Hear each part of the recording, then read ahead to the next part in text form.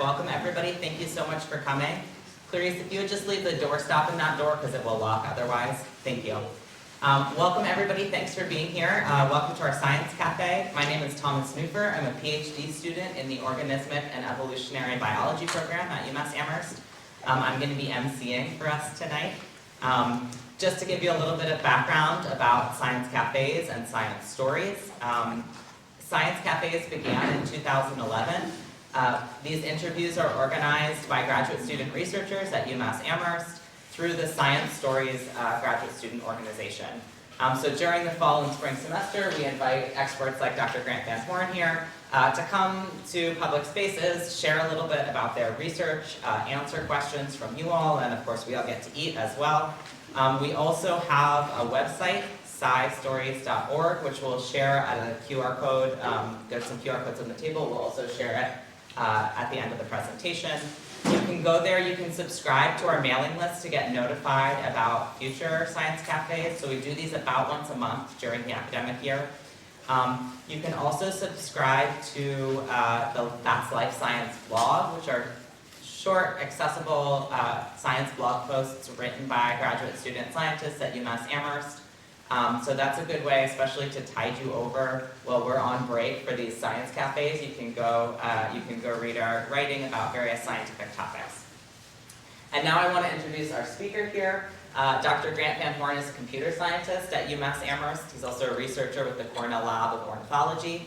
He got his doctorate at Caltech and has since been involved in programming apps that you may know and use, like iNaturalist, Merlin, and Seek. He's here, he's going to talk to us today about machine learning, computer vision, and how those sorts of technologies and approaches can be leveraged to help us understand and connect with the natural world. So please join me in welcoming... Sorry, are we good now? Yeah, you're good. Okay. My bad. Sorry about that. Please join me in an exuberant, loud welcome to Dr. Grant Van Horn. So the structure of this event, I'm going to ask Grant some questions, we'll chat a little bit, we'll have a chance for you all to ask him questions, and so on into the end of the evening. So I want to start out, Grant, learning a little bit about you. What got you into coding or computer science? Do you remember a first computer or a first coding project? Yeah, I did my undergrad at UC San Diego. I went in as a chemical engineer. Took a few chemistry classes, didn't like those, so I started shopping around. And at that time, computer science was like not impacted as it is now, so it was easy to actually switch into a computer science major. So took a few classes of that, fell in love with sort of like the intro to CS at UCSD was a Java class, and so you one of the projects was take a picture of yourself with like a green screen, and then replace all of the green pixels with something fun. And as soon as I was able to do that, take my own picture and then modify it, I was like, oh, this is awesome. And that was it. So I switched over to computer science and then pursued stuff there. Great. Can I ask what you didn't like about chemistry? I probably just didn't get enough time. Is probably the real thing. I wanted that quick quick progress. It felt a bit like the high school classes that I had just gotten done with. Yeah. So there wasn't kind of this new feeling that computer science had. I did the same thing with ancient Greek in college, and I still can't speak ancient Greek. So you sort of fell in love with JavaScript, making Zoom backgrounds, maybe pre-Zoom. Yeah. How did that then, that course that you took in undergrad, sort of set the trajectory for you into your current career and the work you're doing now? Yeah, so the professor for that was Beth Simon, and I really wanted to work with her as an undergrad researcher.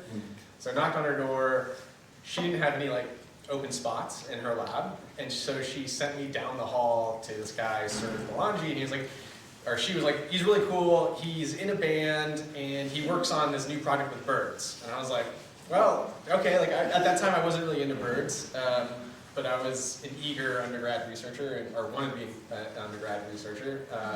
So she introduced me to Serge, and Serge was him and his group were computer vision researchers, and they were just starting to study how do you get computers to recognize bird species. Great. Are you a birder now? I am now a full-blown birder. So you really came into natural history through that computer science introduction. They weren't at first parallel tracks. Yeah, not at all. Wow. That anecdote makes me feel better about turning down undergraduate research assistants, actually, because I may be setting them on some path towards greatness. So some of these projects that you're these computer vision projects that you're best known for are some of these smartphone apps and websites that help people to identify what they see in nature, right, or what they hear. Where did you get the idea to build those tools? So were you just like looking for applications of the technology? Were you responding to some particular need that you had heard or seen expressed, or was this coming from your advisor? It was all, I'd say a lot of it was opportunistic. So like when I first met Serge, this was 2010, and the iPad also came out in 2010. And so it was kind of this like fun new technology, and I wasn't skilled enough to contribute to the computer vision, like the core computer vision research at that time, but I could make a demo. And so Serge was always into kind of the latest and greatest gadget, so he immediately bought one of these iPads, and he asked me to make a demo of some of his graduate students' work run on the iPad. And that kind of like got me really into how do you transfer some of this technology into a really accessible format. Yeah, and I mean, it's a very different way of identifying a species than I was trained in, which was to take a dichotomous key and go out and go through this sort of decision tree identifying features. So that identification ability,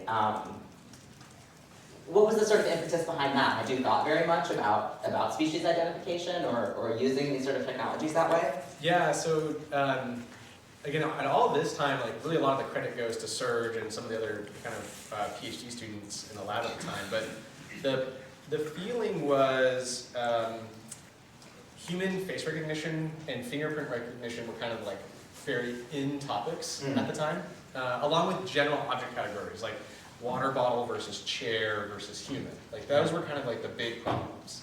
And actually UMass was doing a lot of the face recognition work. So Serge's students, graduate students, were just kind of trying to look at other problem spaces, like where else could they be working where they're not necessarily going to get scooped by folks at UMass or Berkeley or wherever. And at the time, if you went to photo sharing websites like Flickr, you would find like landscape pictures, portrait pictures, but inevitably like 1 or 2 bird photos was like kind of always in their top 20 photos of the day.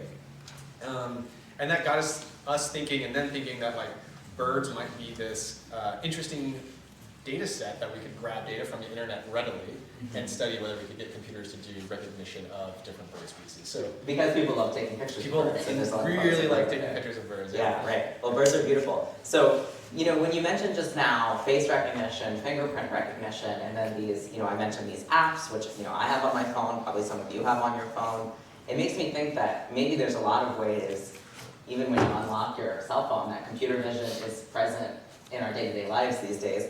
So I wonder though, with this phrase computer vision, does a computer actually see in anything like the way that we see, or what is computer vision? Can you describe that to me? Yeah, so yeah, quick answer is no. The computers aren't looking at photos in the same way that we're experiencing perception. So we store photos right in a computer format. At the end of the day, these end up being encoded as just ones and zeros. And so the computer sees those numbers. It gets to look at basically a matrix of the ones and zeros, and it's looking for patterns in those ones and zeros, right? Your face shows up as a pattern of ones and zeros. Birds show up as a pattern of ones and zeros. So it's really like, for a long time I was like pretty against the term AI because it's such a grandiose term, and then like even machine learning is a bit grandiose. Like I feel like really a lot of the work that I do and my fellow researchers do is pattern recognition. Like we're just teaching the machines to find patterns in data. And yeah, and images get represented in a certain format, and a lot of our work is just how do you find patterns, reliable patterns in that data. Yeah, I'm going to come back to that phrase you used, machine learning, in a little bit. But I think that point about pattern recognition, I talked about these sort of traditional ways of identifying species that I learned, but I think like naturalists in the audience know that you spend enough time doing that, you kind of put the dichotomous key away and you're able to get just a flash looking at something, even if not maybe the individual species. Right. Maybe you can identify the family or the genus of something even that you've never seen before. So that's a sort of pattern recognition, Yep. you know, too, from repeated exposure to data. So I don't know, maybe not similar vision, but similar learning process. Sure. Yeah. I want to actually ask you in terms of vision. You're talking about images getting translated into data, and some of the other projects that you've worked on are not image based. So I use Merlin to do. Who in the audience uses Merlin? Wow. What about iNaturalist? I'm an iNaturalist user. Great. Wow. Okay. So we have a bunch of users in the crowd. So I use Merlin because I'm terrible at like pattern recognition for birdsong. We all are. So I need the help. But that's sound, right? That's being translated into an identification. And I think that the Seek app uses video, if I'm remembering correctly. We process video, but we actually just process it frame by frame. So Okay, right. we treat it as still images. And the Got it. machine, all it perceives is still images. So what about sound then?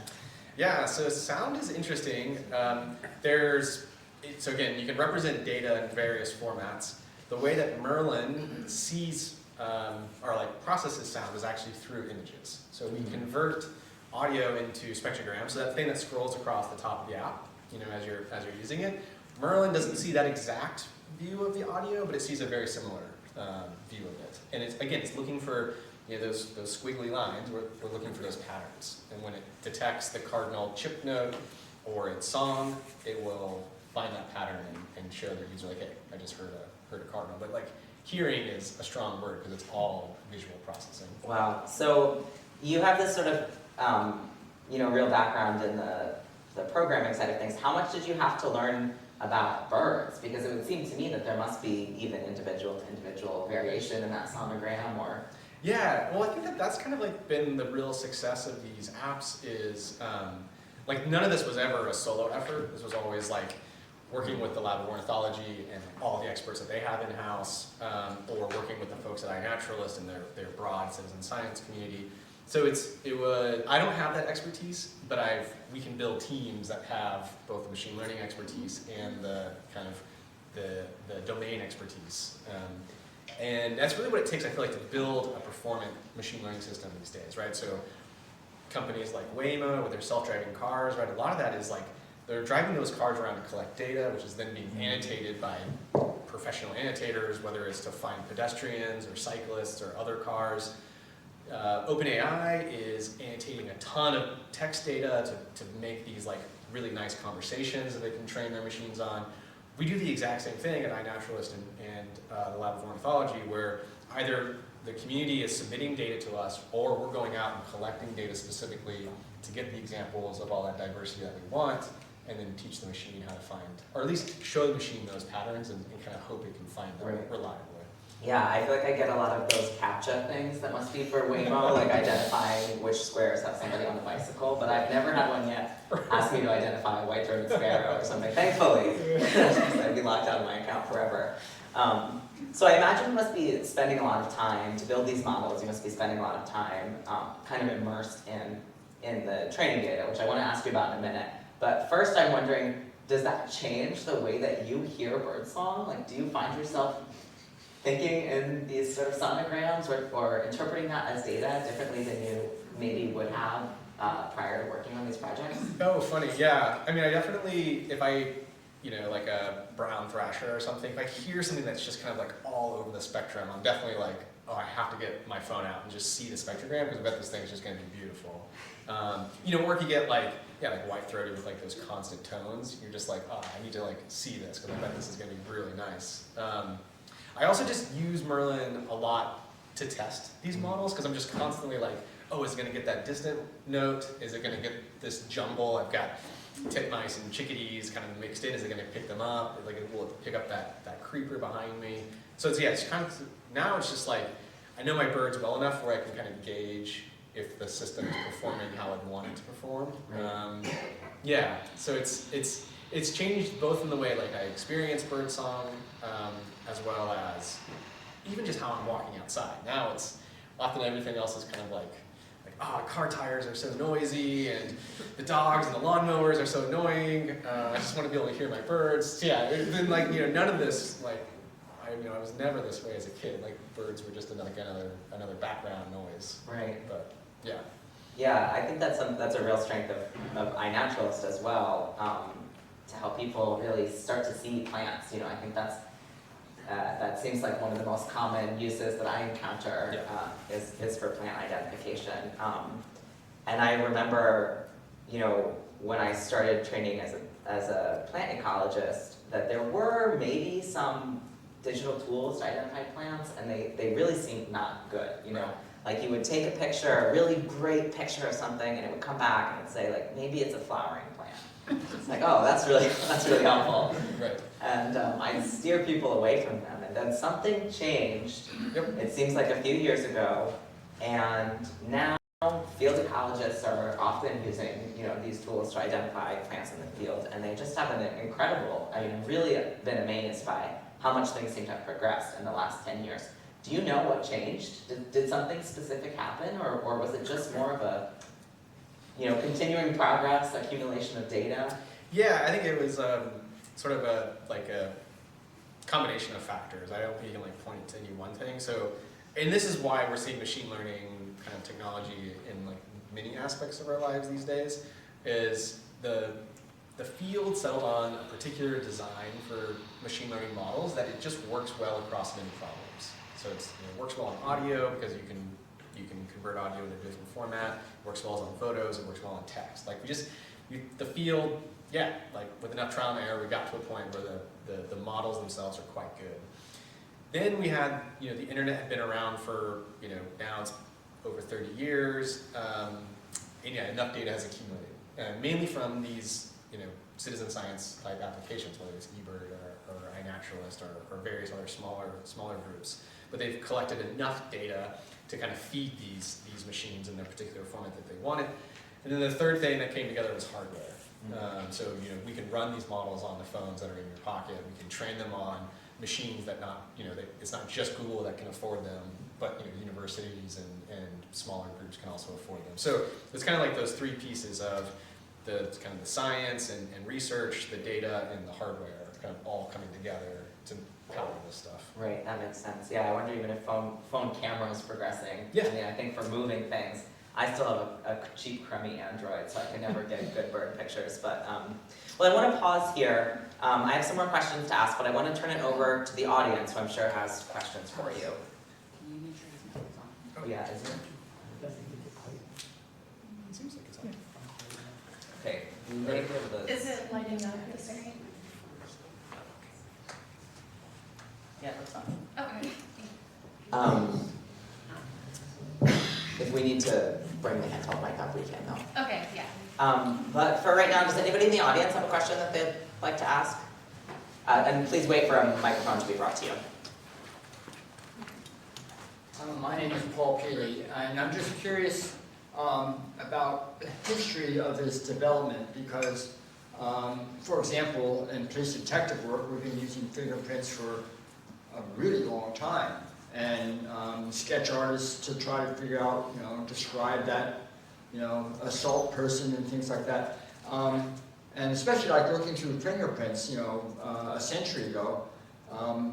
What technology did we use back then? And obviously it's changing very quickly now, but have you looked at that history to see how you can develop it, more efficiently? Yeah, no, so the fingerprint stuff is all super cool. So that's another situation where the data had come together much earlier than some other domains. So reading checks and reading fingerprints was like some of the first pieces that the research community was able to crack because the federal government wanted those problems solved, or the banking, the big banking industry wanted those things solved. So a lot of the techniques actually that we developed for those things kind of helped carry the field along. We've since done away with a lot of that because we've got so much amount of data and the data's become so complicated. So fingerprints and kind of handwritten digits on checks they can be complicated, they can be messy, but it's just not the same thing as like driving at nighttime or dawn chorus with a bunch of bird species. So we've had to also evolve some of our techniques to do the modeling process. But no, a lot of like those kind of fundamental problems that humans were able to do, and they just wanted to do them a lot more efficiently. were a lot of the inspiration for the current status of machine learning. Thank you. I'm gonna pause, I'm sorry, just for a moment. Are we having microphone issues? No, we're better Okay. now, yeah. All right, go on. Thanks.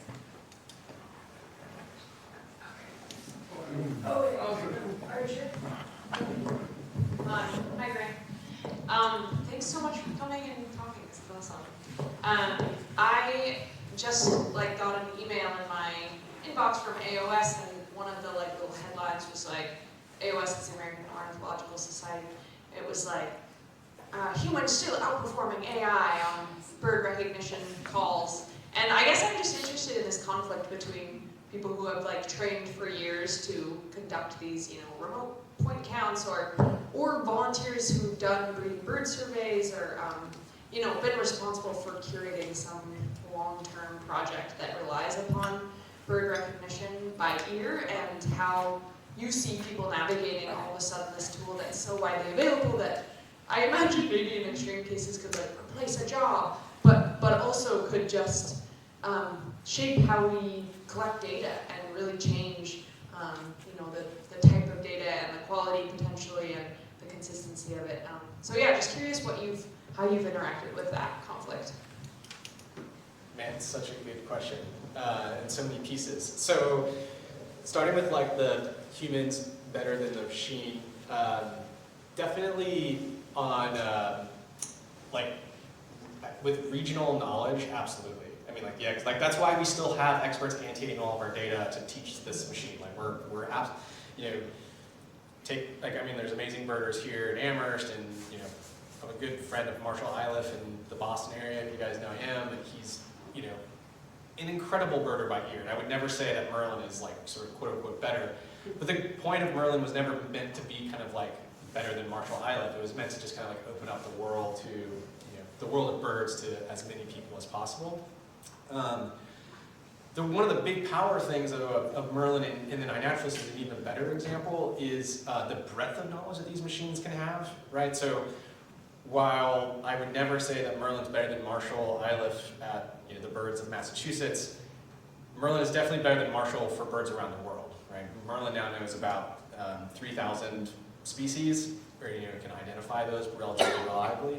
And Marshall is, for as much of a superhuman as he is, he's not kind of everywhere all the time learning about the bird song. So, yeah, I think that's the true power of the machine learning stuff. Is it's not about necessarily being better than human at one particular thing. There's always going to be an amazing human that can do that. But it's the breadth of knowledge these things can bring together, in our ability to kind of train them once and then ship them around the world to everyone's cell phone.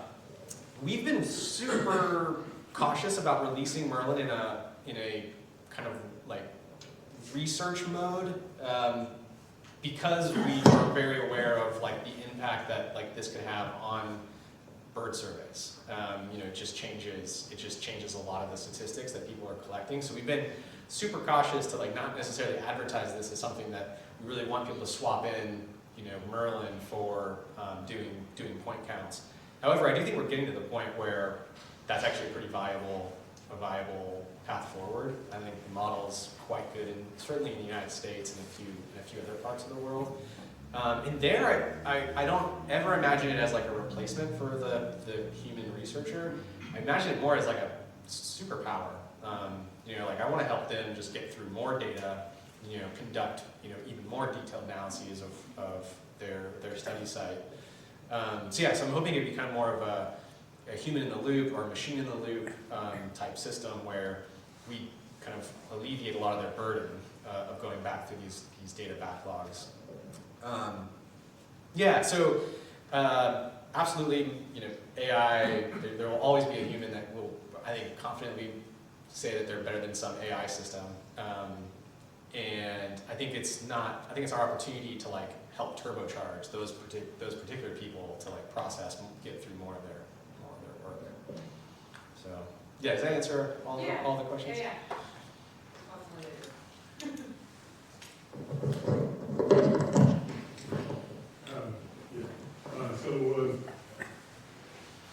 I've got a little anecdote. So I live in Dirt Road in the middle of a beach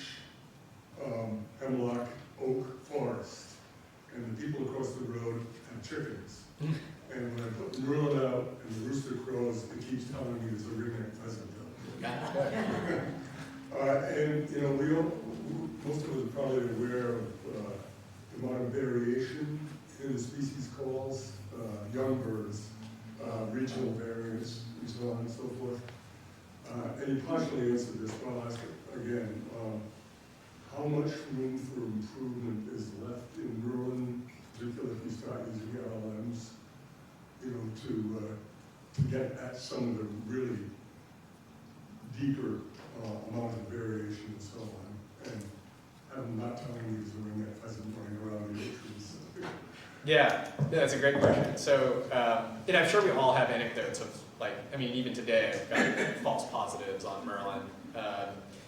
So yeah, the system's got plenty of room for improvements. And I think that the thing I always like to tell an audience like this is, like, one of the easiest ways that, like, we can make Merlin better is by submitting, you know, by continuing to collect and submit that data. You know, like, I just gave a talk to with like Mass Audubon folks, and they were like, wait, what, you want more data? Like, I thought Massachusetts was covered. And it's like, no, like, we absolutely need more examples of all these different call types. Yeah, because it's just not super well represented in the Macaulay Library right now at Cornell. One of the next kind of exciting steps for Merlin that we're taking right now is doing call versus song, doing vocalization types. So we'll be able to, you know, we're starting with some of the common eastern backyard birds, but instead of just telling you that it's a cardinal, we'll be able to tell you, like, hey, that's a cardinal chip note going on in the background there along with that chickadee song. So we'll be able to get more specific. And actually this kind of goes back to the previous question of kind of helping the researchers who are doing these surveys of areas. We'll be able to tell them, like, hey, it's not just that we detected a cardinal, but, you know, maybe we detected, you know, cardinal doing their breeding song, so that we know that we got breeding cardinals in this location. So yeah, so that's definitely one direction, is just to make Merlin more aware of the specific vocalization types, and then we're also broadening it into different taxonomic groups. So again, starting in sort of eastern backyard stuff, but we're getting mammals and amphibians in the model as well, so that, you know, we have, probably folks have their own stories of this, but, you know, it's not uncommon to see folks like trying to identify a chipmunk as a, you know, as a bird, and so trying to get to the point where we can tell, like, no, that's a chipmunk, not a bird. Great, we have time for 2 more short questions before we get back into it, so I think there's 2 up front. Okay, so yeah, up front here, and then maybe we'll take one on Zoom, and we'll have another chance for questions later on as well. Okay. So I'm a really frequent user of iNaturalist, and I also study insects. So something that I've noticed a lot using iNaturalist is kind of the idea of frequency bias. Of you have these insects that are very well documented, and then you have issues where if someone posts an image of an insect that is less well documented, it thinks that it is the more common insect. And so I guess I was curious about whether there's a way to deal with that using the computer science, or if the only way to deal with that is just by, like, uploading more and more data and having, like, better reviews of that data. So the second solution is definitely a solution, and that will just happen kind of naturally if iNat continues to catch these identification mistakes on the part of the computer vision system. And then your first solution is, like, that's kind of like where all the research happens, and so that's where, like, the folks at UMass and other places is we're thinking through, like, how can we squeeze out more performance, you know, deal with some of these, we call these, like, these long tail biases, where these species with lots of data end up kind of like hogging the inference prediction when the users are actually using the system. And so that's what we work on kind of like on a daily basis, is just how do we improve these things. And there's, like, you know, yeah, it's still an open problem. It's really hard. I think, like, one of the lessons we've learned recently is, like, data, like, just having more data is such a good way to solve problems. Everything else is just, like, hard to even match close to what, you know, just more data will get you. But that's what kind of keeps it fun too, is kind of those open challenges. But yes, those problems that you point out are definitely real. And yeah, and that's what we still rely on the community to help kind of clean those up and improve the quality of the data set. We get the question from Zoom. Yeah, it's a little bit more of a, oh, thank you. Yes, okay, so the Zoom question, it's more of a comment, and someone, Tom had said, one of the fantastic things about the app is that for some of us who cannot hear the scritchy, scratchy, high-pitched bird noises up in the top of the forest crown, and then they light up on your phone, and they end up getting species that they never knew were there. And then the question along with that is, will you also be including insects eventually, insect calls? Yeah, so yeah, we love getting that those comments on folks who are either hard of hearing or have aged to a point where they've lost some of their hearing. Yeah, it's like, and there's actually kind of a cool deaf community that uses the app in that exact way as they go on their walks. Yeah, insects are really tough. I'd like to say that they're on our radar, but that would not be true. Like they're just not even on our, not because we can't, we can collect data, but getting it labeled, knowing what it is really hard. And we can do things like, there's a cicada, but it's not quite the same as like getting kind of the species information. And so we've been pretty hesitant to just be like, yeah, that's lots of cicadas going on back there. We can't then get them onto that species page that has the cool pictures that kind of becomes that gateway to more information. So yeah, insects are just undeniably difficult. Don't have a current plan for them right now with Merlin, but yeah, I mean obviously at some point we'd like to get to it. Cool. Yeah, maybe not in the computer vision realm, but I know there are some folks at UMass doing audio detection for insects, so maybe we'll have to bring some of those out, some of those researchers out for a future cafe. We'll have a chance for more audience questions, but I have a few more questions for you. So we keep tossing around all these names of apps, and I saw a lot of hands in the audience, so maybe you all are old hat with the differences between each of these programs. But we've talked about Merlin, we've talked about eBird, we've talked about Seek, and we've talked about iNat. You've worked on all of these, and so can you give us like the real quick breakdown of what do each of these do, and how are they different from each other? Yeah. Should I have them all on my phone? I mean, I do. So yeah, no, I mean, I guess so. Yeah, I mean, I definitely use them in different ways.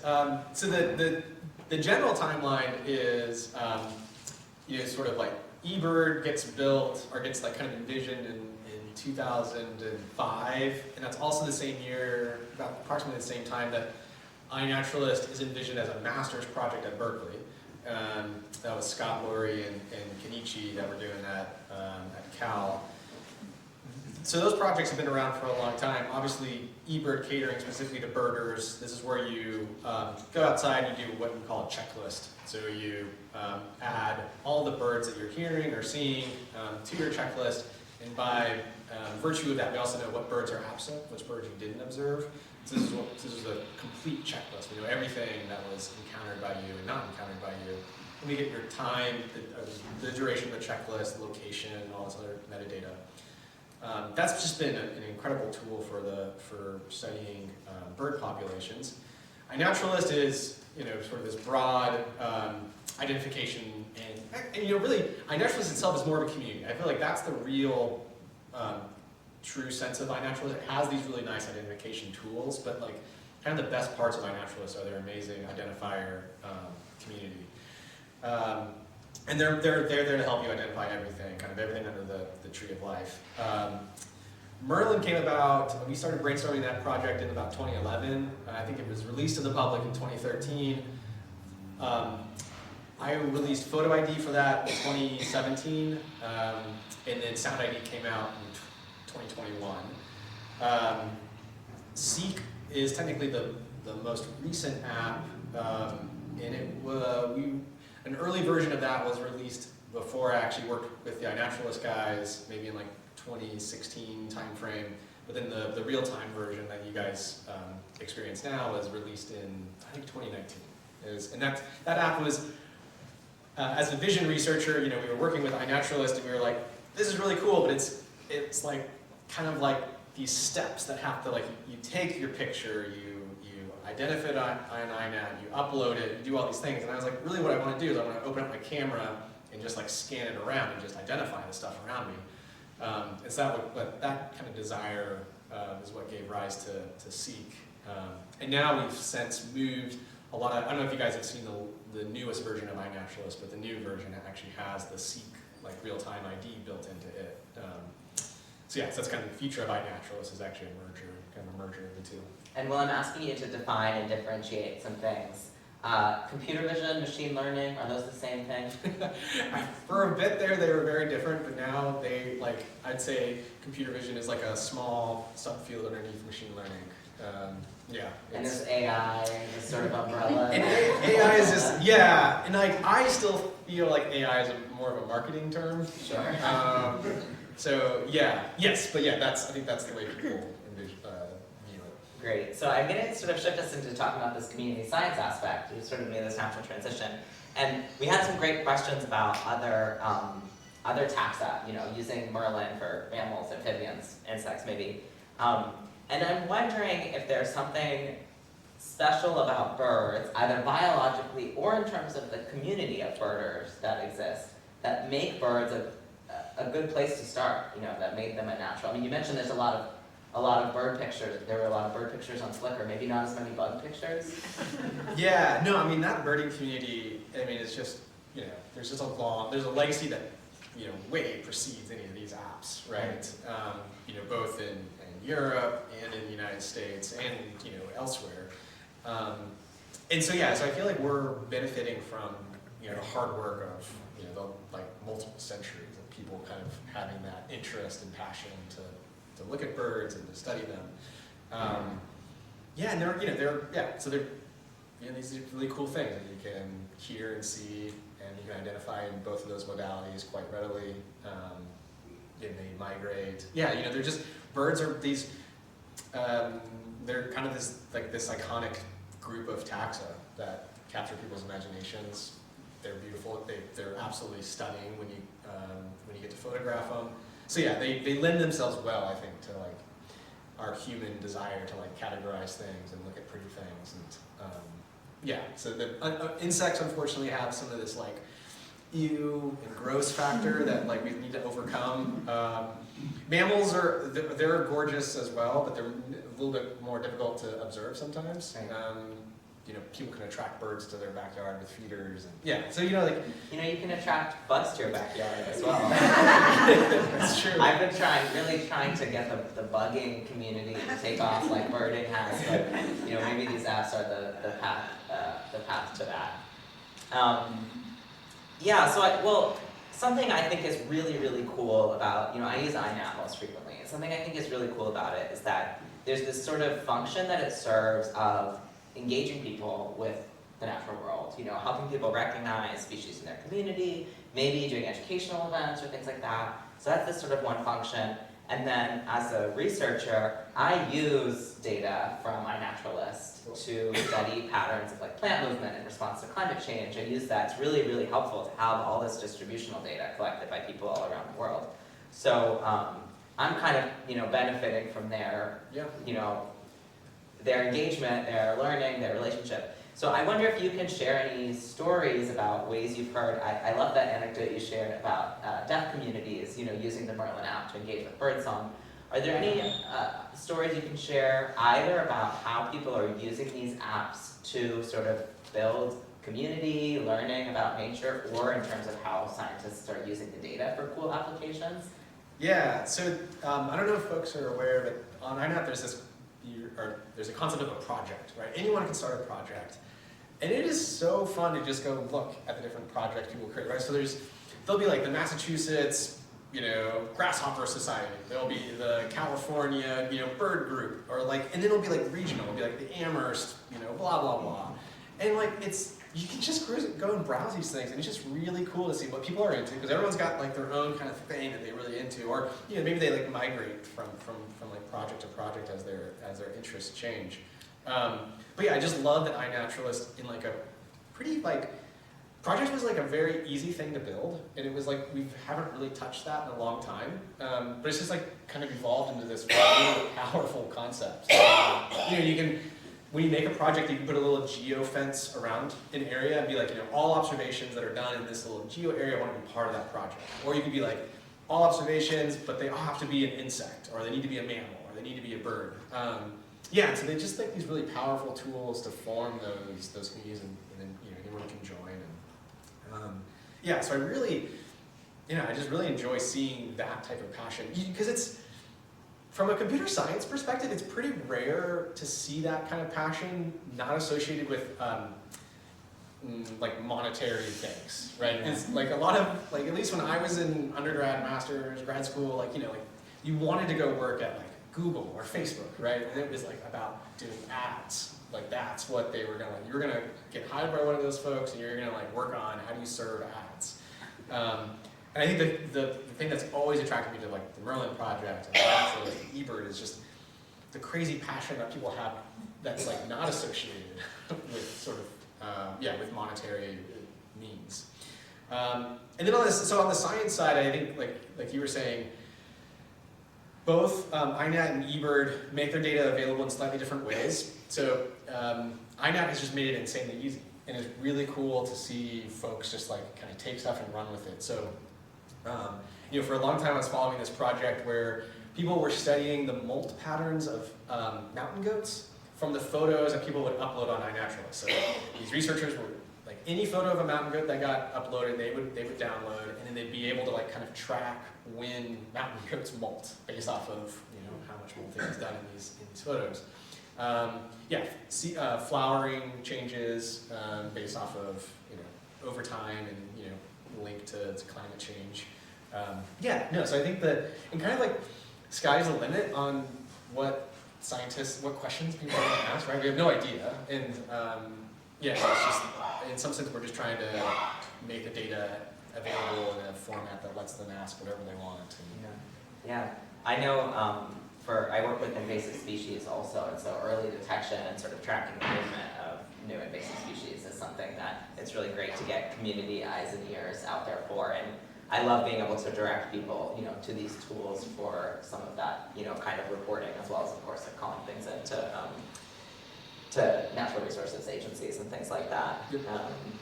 I think that point that you made about the sort of maybe not being sort of monetarily driven, is an interesting one. As an ecologist, I feel like I run into in my work a lot of times where it's like, I really need a computer scientist to do this. We really need people building applications to sort of, we can produce all this, research data maybe, but what we keep running into is people don't want to download enormous CSVs and look at them in Excel for some reason.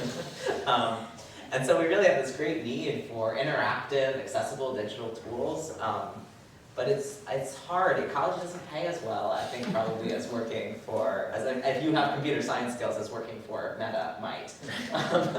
No, it's not. But that's where I feel like the universities have like a really nice role to play. Where, I think there's grad students that are like hungry to publish papers, and I think at least for my students, like what I try to identify is like the sweet spot where an ecologist can like meet us halfway on like providing their expertise, both in the form of like data and annotations and analysis, right? Because like we need feedback on whether we did are the models working, right? Is anything like going in the right direction, or is it going wrong?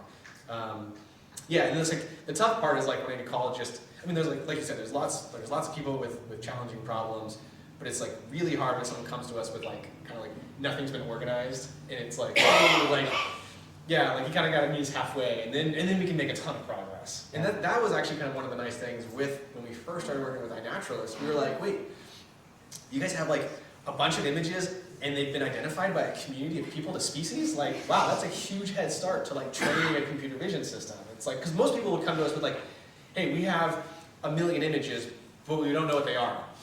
And it was like, well, we can't really do much with that. Right.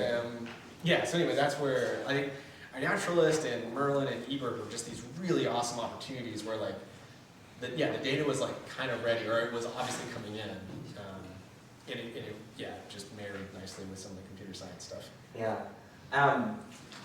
What are some of the current challenges that you're facing with these technologies? It seems like the landscape's shifting a lot with large language models. So I wonder if there are challenges or sort of struggles in either developing these or connecting with the communities that are using them. It's funny, I don't, there's not necessarily challenges per per se, there's like a ton of exciting opportunities. So the language model stuff is really cool. At the end of the day, it's kind of the same thing. It's like a particular style of a model paired with a ton of high quality data, and then groups like OpenAI show that type of system can work. So we haven't brought in some of the language models into Merlin yet because we haven't quite found that like awesome need. Although like one of these things I've been like wanting to do is, so the 5-step workflow in Merlin, which not a lot of people use any longer, was the first thing that the app was released with. So you got like, it was like bird ID. It was like you dump in there and you're like, where did you see it? Like what was it doing? What were the 3 primary colors, kind of thing.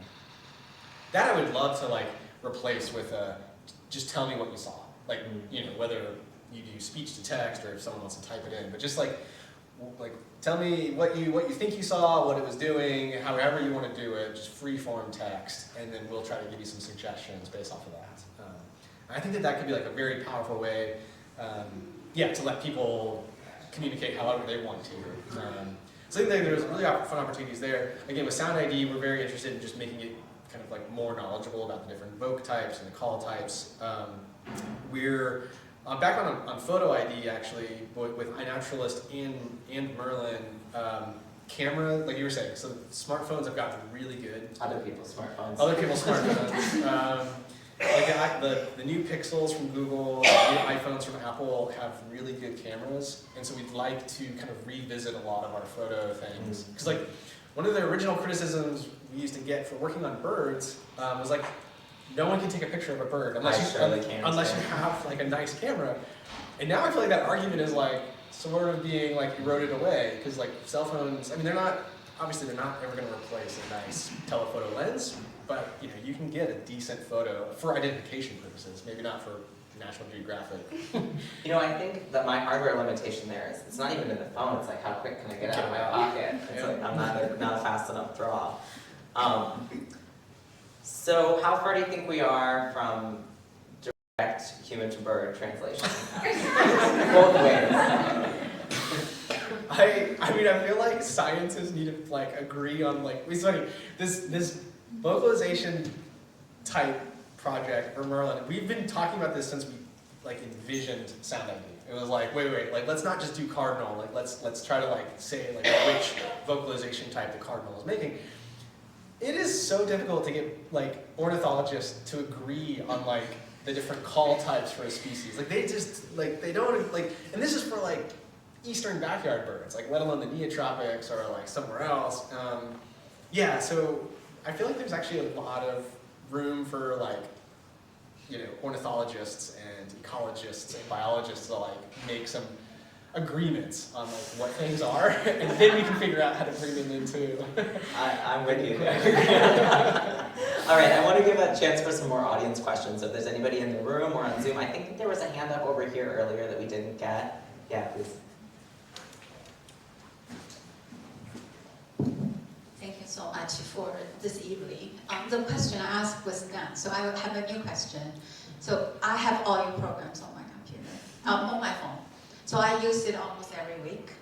But every time I open the program, I never pay you a penny, zero. So I hear you, I continue improve the programs, sort of continue developing. Yeah. So what's the mechanism to keep it sustainable? Yeah. So both apps are powered by donations. So yeah, if you haven't gotten a little like donate button, I'd be pretty surprised. Yeah, I mean, iNaturalist is becoming like is getting those a little bit. I feel like I'm getting those too frequently. I'm like working on you right now. Stop asking me to donate. But yeah, so yeah, it's the Lab of Ornithology has, you know, a long tradition of like kind of fostering a big donation group, and iNaturalist is now starting to do that. So iNaturalist was actually owned by National Geographic and the Cal Academy of Sciences for a long time. So those institutions were footing the bill for the software development and server storage.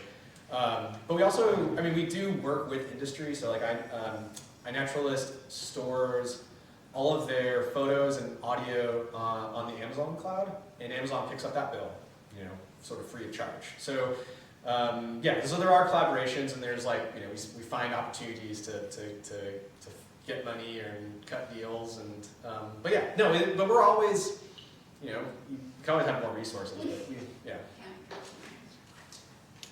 I think next time we turn on the program, make sure to the end, to the donation side. Yeah, we should put in QR code out for iNaturalist collection. Any other questions? Yeah, in the back there.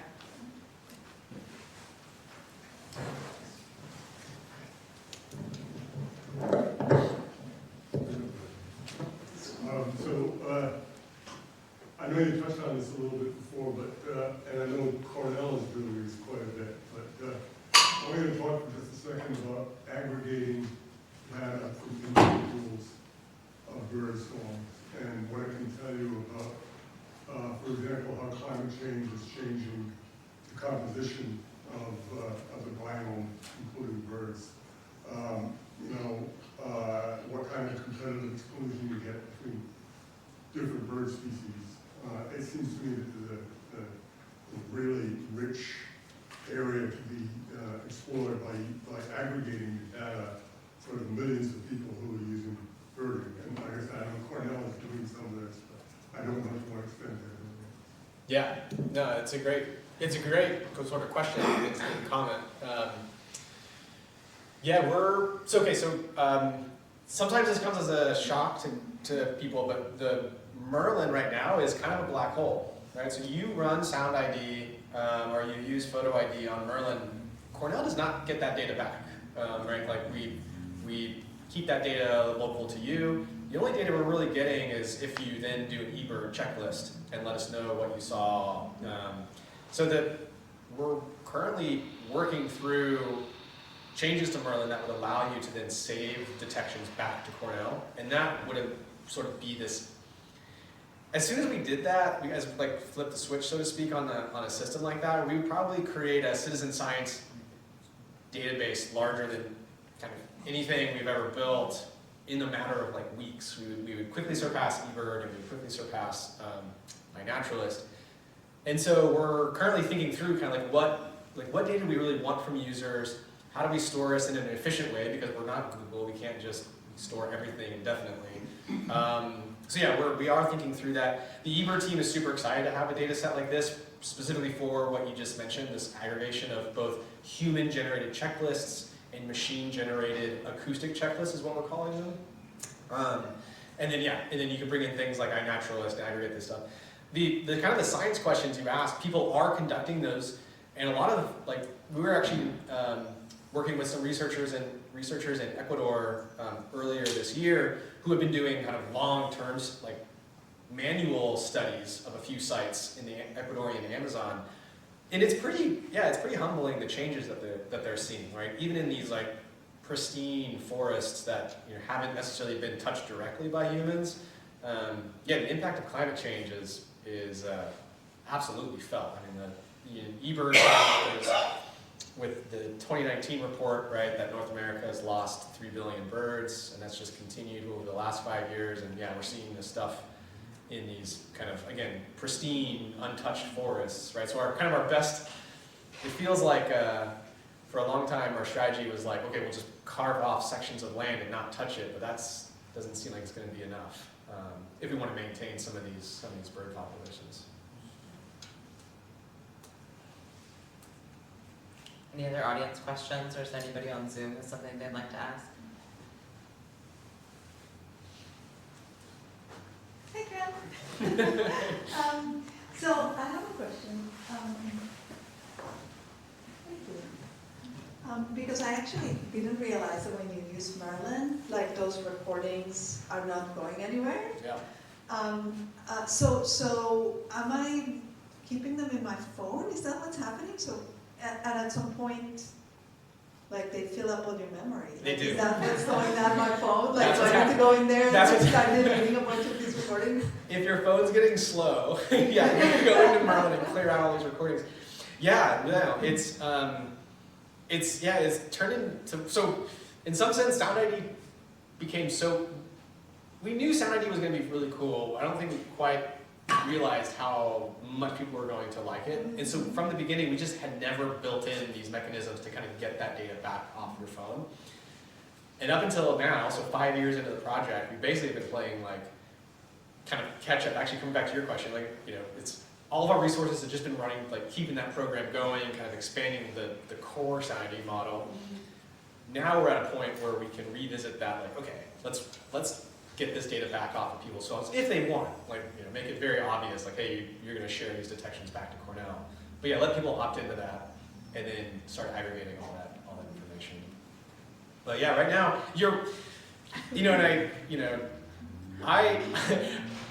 because the audio is taking up so much space, I often will use Sound ID and then just like cancel out of it as opposed to like stopping it.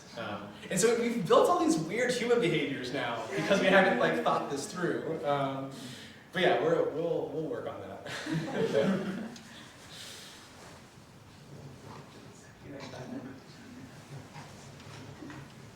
Thanks so much for being here. I know it's really annoying to ask app developers, like, hey, what about this, what about this? But ecology would be fundamentally changed if we could do individual ID. Yeah. So I'm curious what you think about the future of individual ID, maybe not from Merlin, but from images in particular. And can you define that for the audience?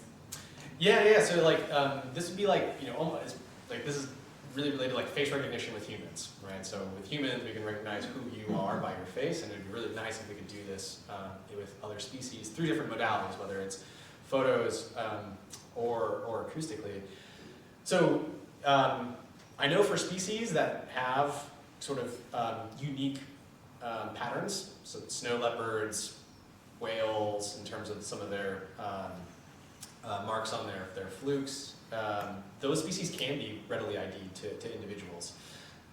Things like birds, there's been studies, it's very difficult to do it visually. So as a machine learning researcher, I look at situations where humans can definitely do a problem, and then I'm like, okay, like a machine's got a chance. It might not do it, but there's like, if humans can do it, so far the track record has been like, we can make a machine that can do it. If humans can't do something, then I'm like, that's not usually the problem that I try to crack. Because there's many other problems where like I feel like we could probably make more progress. So birds visually, maybe. Definitely we can pick up the banding tags. The cool thing acoustically though is like some researchers in Pennsylvania are finding that they, like for ovenbirds for example, they have been able to re-ID based off of some of their song characteristics. So that actually makes me like kind of excited that maybe we could do something with audio. Again, more as a researcher focused tool as opposed to kind of a Merlin style thing. But yeah, the eBird team is actually who's been kind of knocking on my door asking about this, because with this Merlin acoustic checklist type idea, what we would give eBird is a presence absence list, but what they really want is they want counts. They're like, how many cardinals, you know, did the person hear? And if we could do individual ID or at least distinguish that, that would get us a bit closer to that, which would be pretty cool. You know, that's a better app pitch for individual ID than the one that I recently gave Grant, which was to make an astrology app that gives you your horoscope based on your Merlin observations. So we have just about time to wrap up here. I want to ask one question, which is in just a couple of words. What are you most proud of from the work you've done? What's an outcome that you're really pleased with?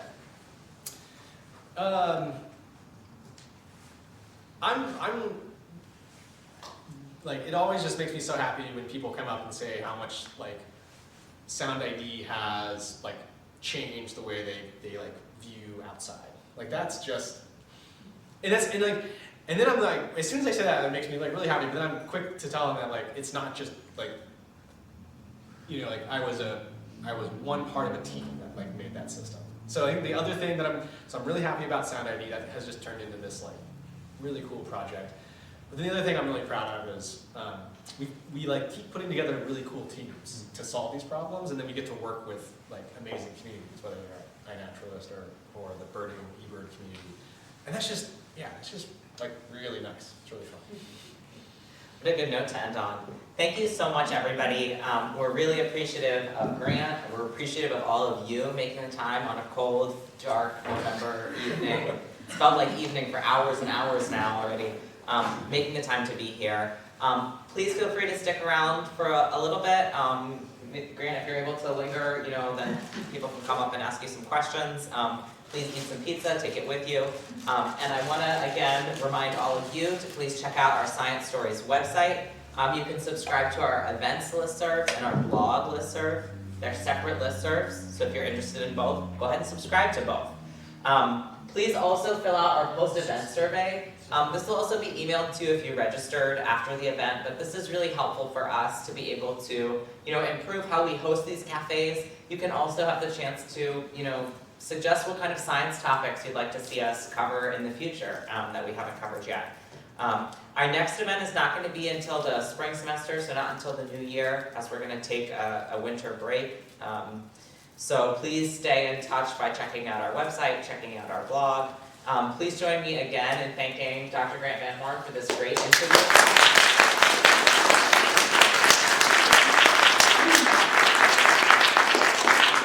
I have a few stickers as well, if folks want some Merlin or eBird stickers. I ran out of iNat stuff, sorry. So please come up and get some stickers and get home safe, everybody. Thank you so much. Thank you.